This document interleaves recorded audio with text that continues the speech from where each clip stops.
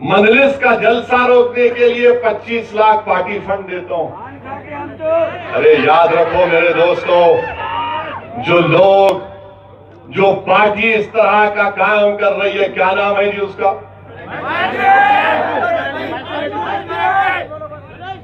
ठीक है, अब तुम्हारा पीछा ही करना पड़ेगा। अब पीछा ही पड़ेंगे तुम्हारा। 25 लाख। महेश रेड्डी जो वहाँ की कैंडिडेट है, उनका कहना है कि आप मुझ पे तोहमत लगा रहे, मैं आपको ऑफर नहीं दिया।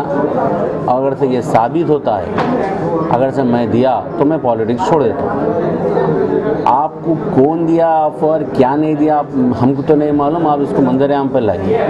धर्म की आधार पर चुनाव में राजनीति करना ये कांग्रेस पार्टी की आदत रही है और इस बार कांग्रेस पार्टी पकड़ी गई है, तो इसलिए हम चाहते हैं इस पर कानूनी प्रक्रिया, इस पर कानूनी कार्रवाई हो और इलेक्शन कमीशन इस पर एक केस दर्ज करके इसकी इन्वेस्टिगेशन करे।